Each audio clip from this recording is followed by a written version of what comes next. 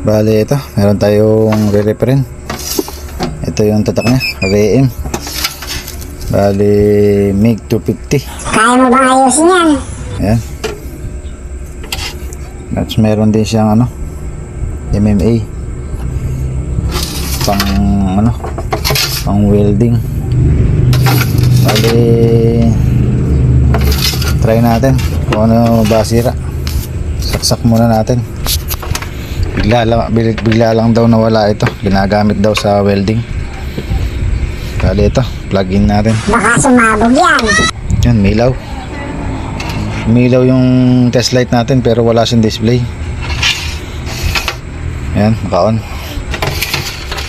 Bali yan, wala talaga siyang display. Bali, kalasin ko lang. Tingnan natin kung ano yung nangyari sa loob.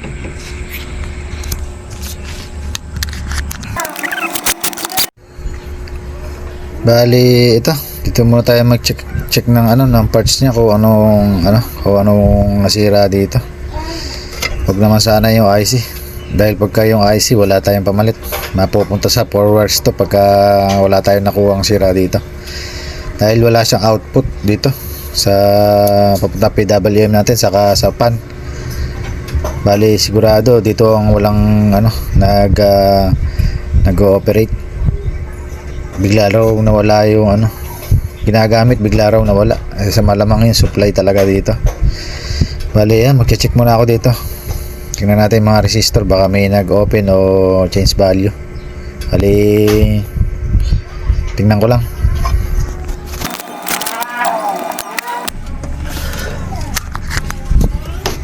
Bali ito, wala tayong makakuhang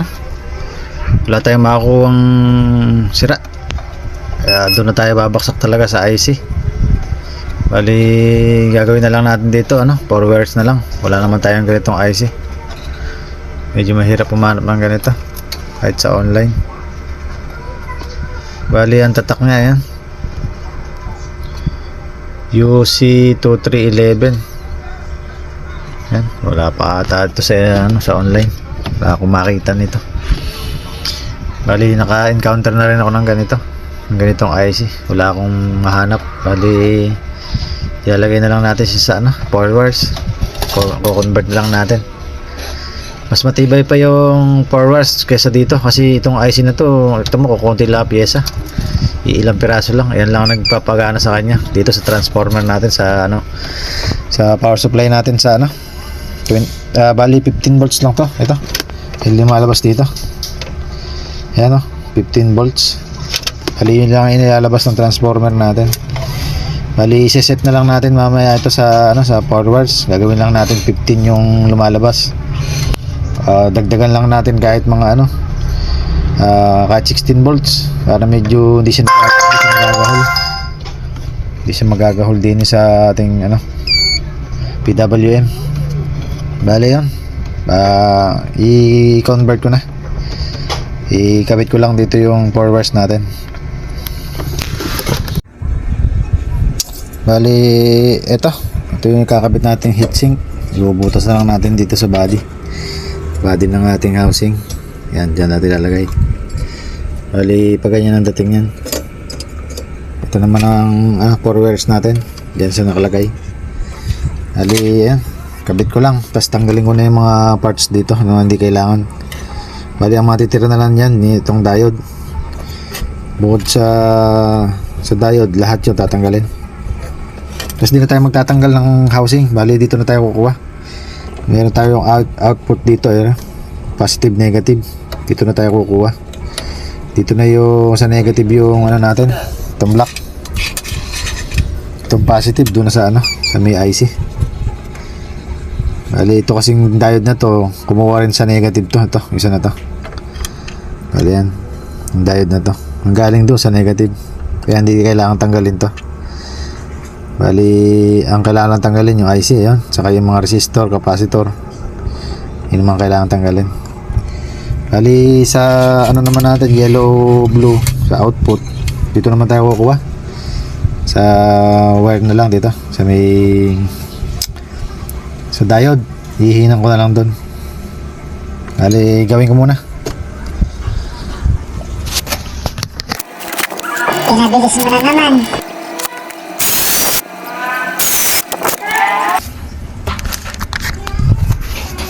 Bali, ito, naikabit na natin yung ano natin.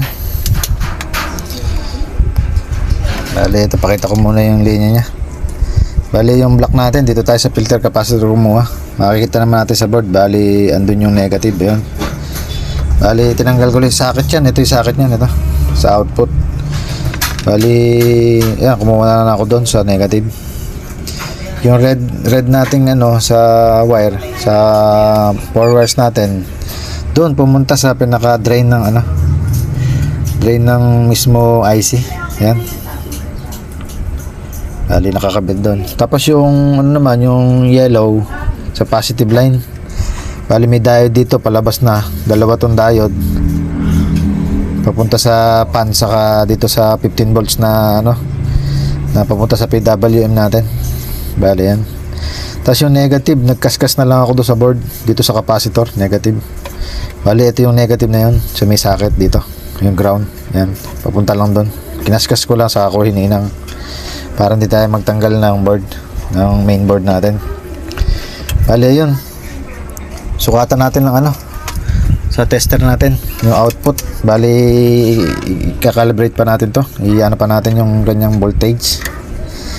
Bali, lalagay ko lang yung ano niya. Yan. Dalawa. Negative saka positive.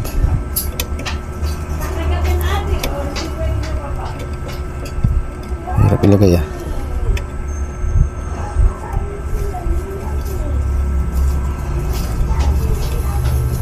Yan, nakakabit na. Bali, yan, naka-plug in na to. Bali, wala pa yung ano natin, hindi na muna natin sinuplayan to ng ano, yung PWM natin. Sa blower lang muna tayo. Para hindi masibak yung ano natin. Kung ano man yung regulator dito.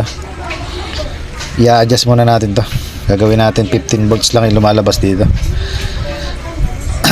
Bali yan, on ko na. Ayan, naka-on na. Bali, umaandar na yung ano, yung blower. Kaya lang mahina ikot. Kasi ito voltage nya 6.93. Bali, i-adjust lang natin, lakasan natin. Papunta sa kanan. Ito, i-adjust ko lang. Gawin lang natin 15 volts. Ayan.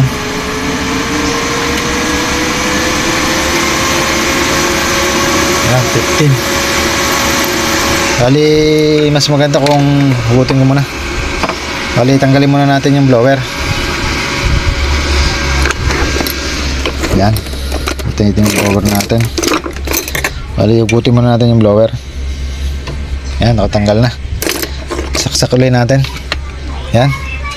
Bali, yung voltage nya 15.34. Bali, adjust pa natin konti. Kasi pag magsasabayan itong supply ng ano natin, supply ng PWM natin, saka yung blower, mag-aagawan yan. Kailangan medyo taas natin ng bagay. Gawin natin 16 volts. Adjust ko lang.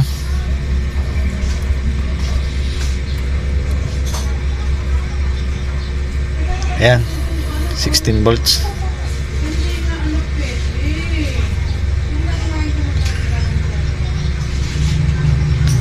Ayan, 16.33.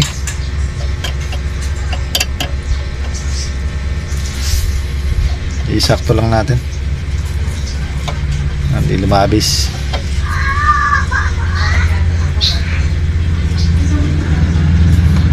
Pwede na yan.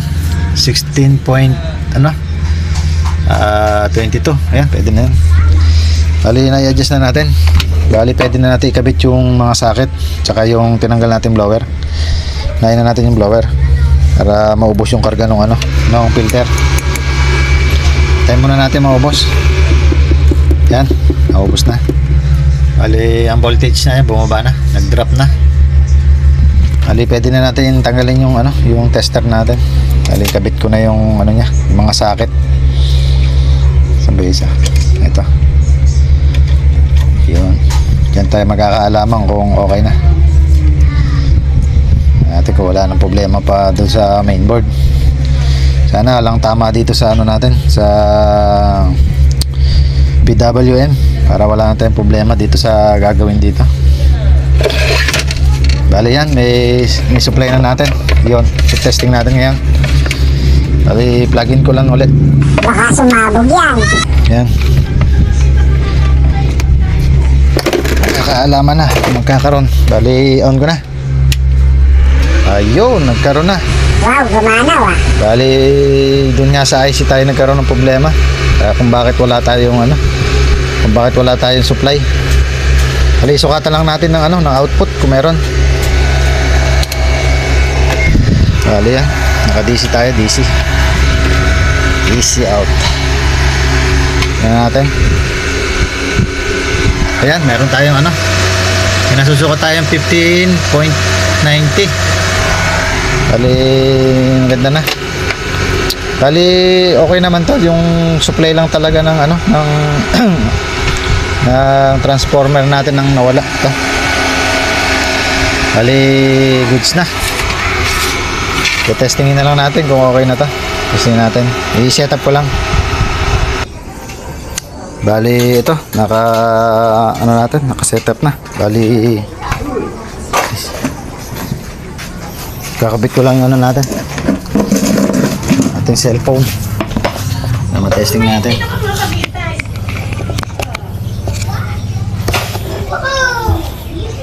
Hali yan. Testing ko na.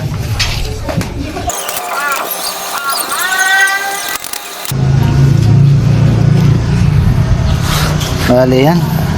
Makaubos naman ng isang welding rod yung yung welding na to. Wala naman naging problema.